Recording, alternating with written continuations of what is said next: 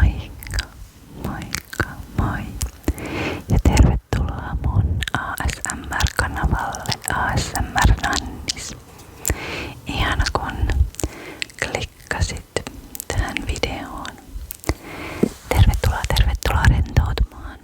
Jos tykkäät lähikuiskauksista ja höpöttelystä, niin tämä video on sinulle. Koska tänään mulla on mikrofonin kädessä, että pääsen tosi lähelle kuiskuttelemaan sun korvaan. Ja joo, en oo pitkään aikaan tehnyt suomenkielistä videoa. Mä katoin, että yli kuukausi sitten tuli mun viimeisin video tällä kanavalla. Mä oon siis mun enkukanavalle tehnyt videoita ja sit on ollut elämässä kaikenlaista muuta meneillään, niin sen takia ei oo nyt tänne tullut videoita.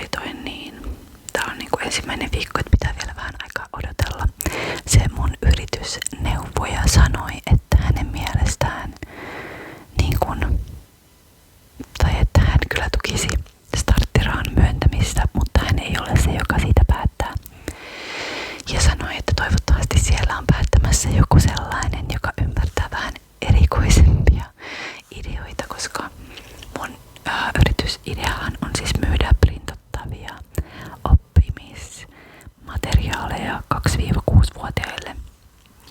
Eli myisin verkkokaupassa ja Etsyssä PDF-tiedostoja, jotka asiakkaat sitten itse ostaa ja tulostaa. Ja mun ei tarvitse niinku toimittaa mitään. Mä oon siis suunnitellut näitä jo niinku semmosia opetuskortteja ja tehtävämonisteita ja askartelujuttuja ja affirmaatiokortteja ja kaikki tämmösiä juttuja. Niin. Ja ne on niinku englanniksi, että myisin kansainvälisessä verkkokaupassa. Ja oon niitä vähän myynytkin jo muutamia ja saanut hyvää palautetta niistä, niin toivottavasti pääsen jatkamaan niiden parissa, jos saan sen starttirahan. Ja sitten tietysti nämä niin kuin videomainostulotkin, niin voisin sitten nostaa yrityksen kautta täältä Suomi-kanavaltahan. Mä en saa vielä mitään tuloja, mutta Enkku-kanavalla on mainostulot päällä. Mä teinkin sellaisen viikon putken, milloinkaan se oli pari viikkoa sitten, kun mulla tuli viikon jokaisena päivänä ulos video siellä Enkku-kanavalla, niin mä oon nyt halunnut tosi paljon panostaa sinne ja haluan myös tähän, mutta toi Enkku-kanava on nyt se, mitä mä oon niinku tässä rakentanut silleen vähän eri tavalla ja tuntuu, että vähän niinku erilaista sisältöä haluan tehdä sinne Enkku-kanavalle ja tänne suomenkieliselle kanavalle, mutta molemmat on kyllä tosi tärkeitä mulle. Tosi tärkeitä mulle ja mä en ole nyt itse asiassa vähän aikaa kuvannutkaan, niin tämän kuvauksen aloittaminen tuntui vähän jotenkin kompastelevalta. Piti aloittaa monta kertaa uudestaan, mutta kyllä se aina sitten kun pääsee vauhtiin, niin siitä sitten lähtee luonnostumaan. Siis, ja niin kuin täytyy olla kiitollinen ja olenkin, että saan tehdä näitä ja silleen, koska tää on kyllä ihanaa tekemistä. Ihanaa tekemistä. Eli joo, mulla on tässä vielä noin 1,5 tuntia tai reilu tunti aikaa ennen kuin sitten haen lapsen sieltä päiväkodista, että tänään hän on siellä noin 2,5 tuntia, niin on semmoinen pehmeä alku tähän uuteen elämänvaiheeseen, uuteen arkeen, uusiin rutiineihin. Kyllä tää niin kun tuntuu oikealta tähän tilanteeseen, että silloin kun hän syntyi, niin ajattelin, että ehkä 3-vuotiaana hän voisi mennä päiväkotiin. Että kyllähän toi 2-vuotias on aika pieni vielä, pieni lapsi vielä. Mutta sitten se jossain tuossa keväällä alkoi kyllä tuntumaan siltä, että mun pitää huolta myös mun omasta hyvinvoinnista ja oli semmoinen iso tarve päästä tekemään omia juttuja ja myös niin kun taloudellinen tilanne meidän perheessä alkoi olla semmoinen, että tarvitaan toinen tyyppi tienaamaan rahaa meille. Ja sitten kuitenkin tämä meidän kohta 2-vuotias puhuu jo tosi paljon, niin hän osaa niin kun kertoa, että mitä hän tarvitsee ja niin kun sanottaa, että mitä päivän aikana on tapahtunut. Siis hänellä on ihan uskomaton muisti ja hän niin kun osaa kertoa, että mitä on tehnyt, kun häneltä kysyy esim. Kun hän on ollut isovanhempien luona hoidossa ja se on mennyt tosi hyvin. Sitten kun hänen kanssa juttelee jälkeenpäin, että mitä on tapahtunut, niin hän niin kun muistaa kertoa niitä juttuja, niin sillä tavalla tuntuu, että hän on kyllä valmis siihen päiväkotiin myös, niin ja hän on nyt tosi iloinen ja siellä on niinku erilainen ympäristö, niinku toisia lapsia, erilaisia leluja, paljon kirjoja ja sitten pihalla kaikkea touhuttavaa, niin sellaista erilaista virikettä, niin vaikka se tuntuukin vähän jännittävältä jättää hänet sinne, niin mä tiedän, että kyllä hän on hyvässä hoidossa siellä ja pärjää. Että tämähän on mennyt aivan todella hienosti nyt tää alku. Voihan sitten tulla kaikenlaisia erilaisia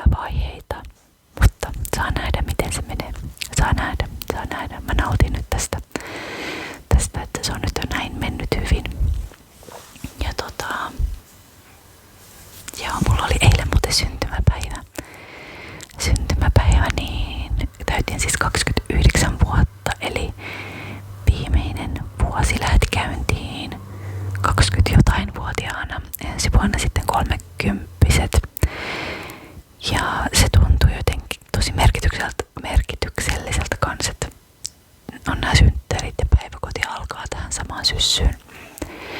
Ja nyt kun on viimeinen vuosi ennen kuin täytän 30, niin mulla on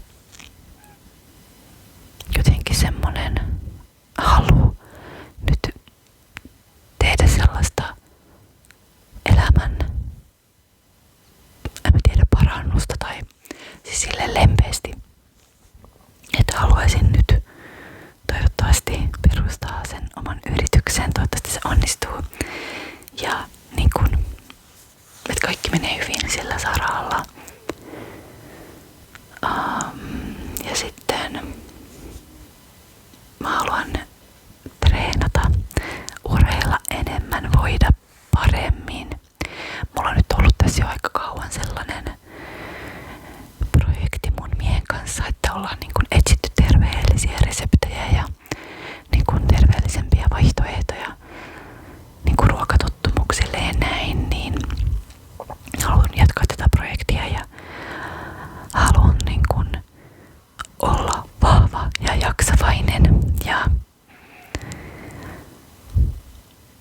haluan tehdä paljon luovia projekteja, maalata, laulaa, soittaa kitaraa, virkata,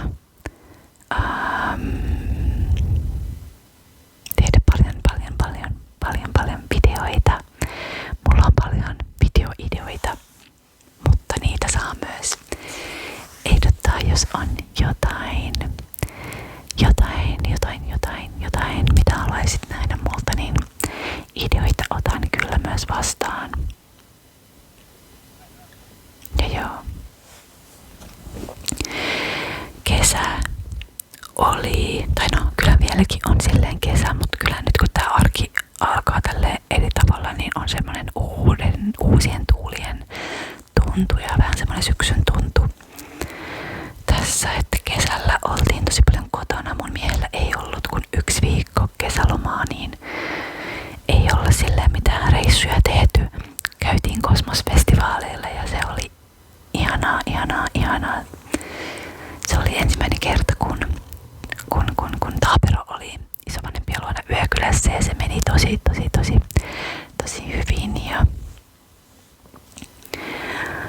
niin kun vauva-aika on ollut ihanaa, mutta kyllä tuntuu myös ihanalta, että lapsi kasvaa ja niin kun itsenäistyy, että hän ei ole ihan kiinni musta 24/7, niin tuntuu, että saa niin kun takaisin niin kun, en mä niin kun tunne, että mä olisin missään vaiheessa menettänyt itseäni, mutta saa niin kun just sitä omaa aikaa ja tällaista. Ja kyllä mä oon semmonen ihminen, että voin hyvin, kun sitä saan. Että olen nauttinut vauva-ajasta, mutta hyvin innoissani olen tästä uudesta ajasta. Ja on ihanaa siis seurata lapsen kasvua ja kehitystä. Ja sitten mun bonuslapsi menee nyt esikouluun. Se alkaa itse asiassa huomenna. Nyt hän on tällä viikolla äitinsä luona, mutta hänenkin niin kuin puolelta alkaa uudet jutut ja hänkin kehittyy kovaa vauhtia. Et jotenkin kun on lapsia, niin kyllähän sitä niin kuin ajan kulumisen huomaa eri tavalla. Ja tuntuu, että itsekin niin kuin osaa priorisoida niitä, mitä oikeasti haluaa tehdä paremmin. Et kun ei oo niin paljon aikaa kuin joskus ennen oli, niin osaa ehkä käyttää sitä aikaa vähän paremmin. Ja ehkä niin kuin tässä on myös oppinut tuntemaan itseään paremmin. Että kyllähän niin kuin välillä on semmoista ikäkriisiä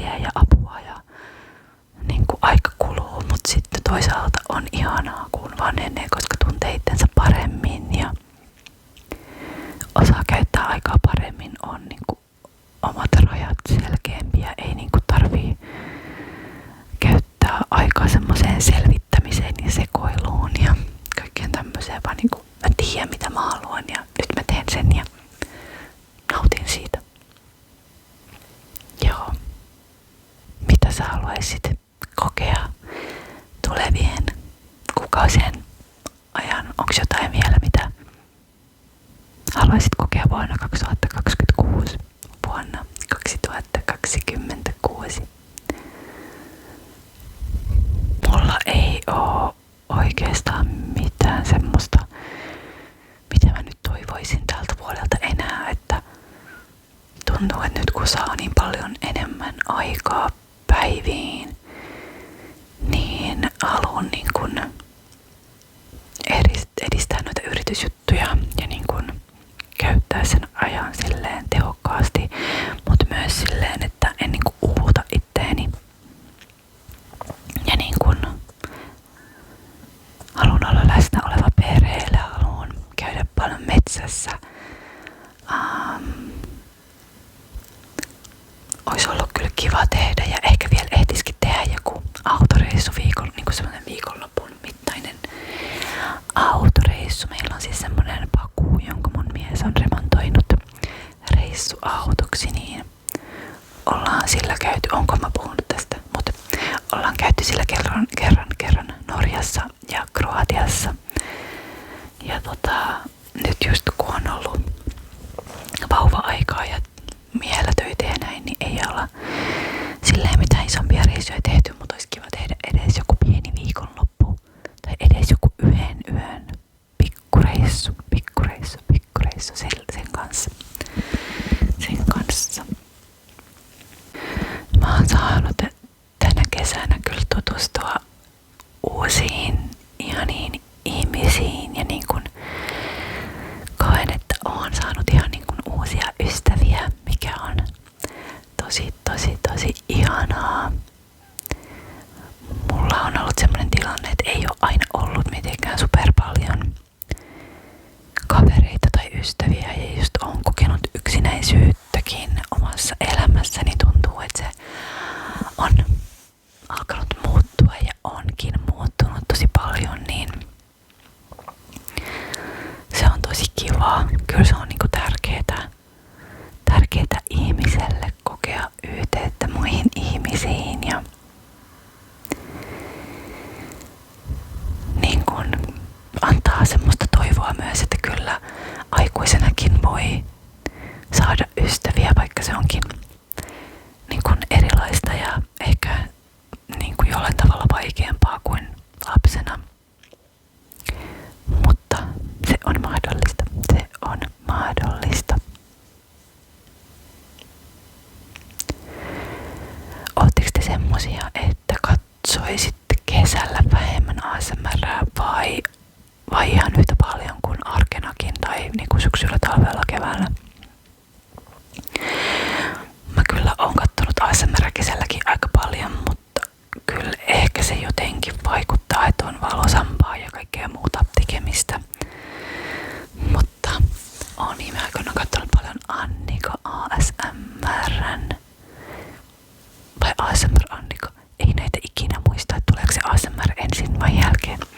Kuitenkin hänen videoitaan ja itse asiassa liityin niin kun hänen jäseneksi YouTubessa. Ja hän on ensimmäinen, kenen jäseneksi on liittynyt, niin se oli kiva. Hän tekee ihania videoita. Sitten on katsonut myös paljon Ninnin videoita. Onkohan se ASMR Ninni Katariina? Oi, että mä oon kyllä huono näiden kanavien nimien muistamisessa, mutta ei se haittaa. Ehkäpä tiedätte Ninnin. Hän asuu Maltalla ja höpöttelee elämästään siellä. Ja se on hauska niin kuunnella semmosesta erilaisesta elämänmenosta juttuja. Siis kyllä munkin lempparivideot on yleensä höpöttelyvideoita. Että niitä menee. ASMR Ronian videoista mä oon tykännyt viime aikoina myös paljon. Siinä jotain mun kesän ASMR suosikkeja. Mä oon kyllä tosi kaikkiruokainen niin kuin mun ASMR:ssä, että varmaan melkein kaikkia suomalaisia tekijöitä oon katsonut, ketä niin kuin on tullut vaan vastaan ja niin kuin myös englanniksi suomeksi välillä kulutan ASMR:ää, mutta kyllä enemmän suomeksi. Enemmän suomeksi itse kulutan, mut sit jotenkin silloin kun mä aloitin kuvavideoita, niin mä halusin sit kuitenkin tehdä englanniksi. Ja jotenkin haluan viedä semmoista suomalaista luontoa tai näyttää sitä niin kuin ulkomaalaisille ja muutenkin mä haluaisin tehdä nyt Enku-kanavalle semmosia Suomi-aiheisia videoita, että tyyliin, että mitä suomalaisista ruokakaupoista saa ja maistetaan suomalaisia juttuja ja mä oon tehnyt myös, niin kuin, että opetan suomea suomalaisessa metsässä videon, niin haluaisin tehdä lisää semmosia ja niin kaikkea triggerisanoja ja tämmöstä kyllä niinku Suomi ansaitsee näkyvyyttä maailmalla. Suomi ansaitsee näkyvyyttä maailmalla. Maailmalla. Mä haluaisin tehdä tosi pitkän höpöttelyvideon, mutta mä en tiedä onko mulla enää mitään aiheita mistä höpötellä, tai kyllähän sitä nyt aina voi mistä vaan höpistä, mutta mitäs mä nyt tästä lennosta keksisin. Nyt mä huomaan, että mulle alkaa myös tulla sitä virkkausintoa takaisin. Mä olin siis kova virkkaamaan niinku pitkään. Sitten mulla oli jonkinlainen virkkaustauko, mutta nyt se tuntuu taas, että se alkaa niinku nostaa päätänsä pintaan. On niin monta noita eri niinku luovia juttuja, mitä haluan tehdä ja sit välillä ne vaihtelee ja se on ihan ok. Mulla on myös niinku 3 runokirja-ideaa mielessä. Semmosia runokirjoja. Tai niinku 2 niistä olisi semmosia, missä on semmonen niinku selkeämpi teema kautta tarina, joka etenee niiden runojen avulla. Ja sit se 3 olisi semmonen niinku ei ehkä niinkään mikään tarinamainen, mutta missä käsiteltäisiin niin kuin, ylipäätään ihmisenä olemista ihmisistä ja niin kuin mahdollisuuksia. Voisi sanoa näin. Siis runojenkin kirjoittaminen on niin ihanaa. Olisi myös kiva päästä taas lukemaan omia runoja. Mä oon kerran ollut semmosessa open mic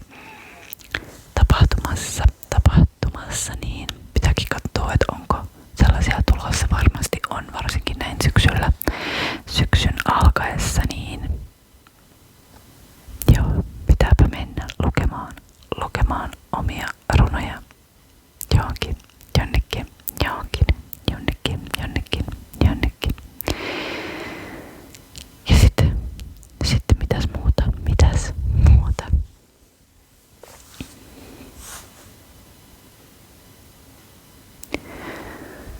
Mulla on semmonen tarina, minkä mä oon kirjoittanut 11-vuotiaana, niin mä mietin, että voisin tehdä tälle kanavalle videon siitä, niin kuin, että luen sen iltasatuna. Se on kyllä aika pitkä siis. Ei nyt mikään kirja tietenkään, mutta kuitenkin useampi A4, et en tiedä saisiko sitä yhdellä videolla luettua, mutta mun mielestä se voisi olla ihan kiva.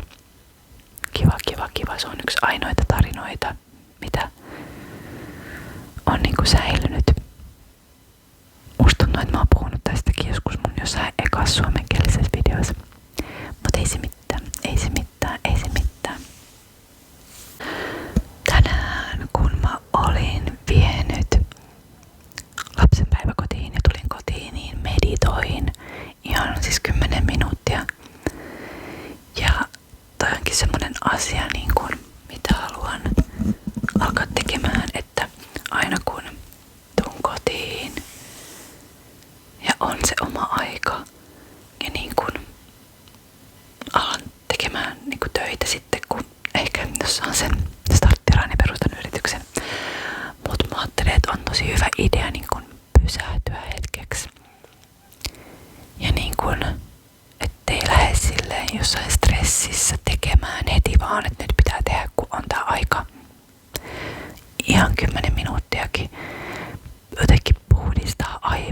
tosi tehokkaasti, kun ottaa sen ajan ja hengittää ja on tietoinen. Me katsottiinkin mun miehen kanssa semmonen video, jos joku nainen selitti, että miten se otsikko meni jotain, että kuinka muuttaa omaa energiaa, niin kuin että en mä tiedä, saa positiivisia asioita, vetää puoleensa positiivisia asioita. Se oli siis englanniksi se video, mutta pointti oli jotakuinkin tämä. Ja niin kun käsitteli manifestointia. Ja ennen on niin kun manifestoinnista jo tiennyt sen, että kun visualisoi niitä asioita tai on jotain mitä haluaa, niin pitäisi niin kun saada itsensä tuntemaan kautta elämään niin kuin se asia olisi jo totta. Ja mä oon joitain asioita siis manifestoinut mun elämässä, mutta sit jotenkin toi video, mikä me katsottiin mun miehen kanssa, niin se oli kiva, koska se antoi vähän erilaisia vinkkejä. No kyllä siinäkin on se pointti, niin kuin, että sun oman energian pitää matchata siihen niin kuin positiiviseen, yltäkylläiseen energiaan, mitä sä niin kuin haluat lisää sun elämään. Mutta hänen niin kuin vinkit sen sisäisen muutoksen saavuttamiseksi oli just niin kuin päivittäinen meditointi, hermoston niin kuin säätely, tämmöiset tekniikat tai niin kuin hengitysharjoitukset, somaattiset harjoitukset, YMS tämmöiset, mitkä rauhoittaa hermostoa ja saa sut tuntemaan turvaa. Ja mä uskon kans, että turvan kokeminen, turvallisuuden tunne on niinku todella tärkeää hyvinvoinnille. Koska no sehän on niinku stressin vastakohta, se on se tila, missä sä pystyt rentoutumaan. Missä sä saavutat flow-tilaan, missä niinku tilassa sä saat yhteyden muihin ihmisiin. Ja niin kun itekin koen, että jos jotain tähän maailmaan haluan tuoda lisää, niin turvan kokemusta, turvallisuuden tunnetta. Ja ehkä niin kun nämä mun ASMR-videot voi joillekin tuoda sitä tunnetta ja se on tosi ihanaa, jos näin on. Sitten siinä oli myös niin kun varjotyö, eli yksinkertaistettuna omien triggereiden, niin kuin jos on joku asia, mikä ärsyttää tai harmittaa, suututtaa, surettaa, niin niiden asioiden käsittely. Ja se voi olla niin yksinkertaista, että vaikka kirjoittaa päiväkirjaan, että tänään mua ärsytti toi ihminen, koska se teki näin. Ja sitten kysyy itseltään, että miksi se ärsytti. Ja sitten niin kun lähtee purkamaan sitä, niin sitten voi päästä käsiksi johonkin niin kun semmoiseen, mitä itsensä sisällä on. Et voi olla, että se toinen ihminen ei ollut niin kuin oikeasti tehnyt mitään, vaan se reaktio tuli sussa itsessäsi ja niin kun se on semmoinen väylä, että sä opit itsestäsi ja että miksi tää asia triggeröi mua, onko sen taustalla jotain, onko mulle tapahtunut menneisyydessä jotain, jota mä en ole käsitellyt ja siksi ärsyttää tai onko mussa itsessä joku puoli, josta mä en ole tietoinen ja mä haluaisin, että se olisi jotenkin eri tavalla tai jotain tämmöistä. Ja sitten siinä oli 4. juttuna, että ei niin kuin reagoisi elämässä tapahtuviin tilanteisiin, varsinkaan niin kuin vastoinkäymisiin. Että ei silleen automaattisesti reagoi, vaikka tapahtuisi jotain ikävää, vaan miten voisi niin kuin vastata siihen tilanteeseen silleen omien arvojen mukaisesti. Ja se on se niin kuin mikä määrittää ihmistä. Että kun oikeasti tapahtuu jotain, niin mitä sä silloin teet? Reagoitko sokeasti vai edes sekunniksi, jolloin voitte toimia tietoisesti. Ja toi on niinku semmonen asia, mitä pitää vaan harjoitella.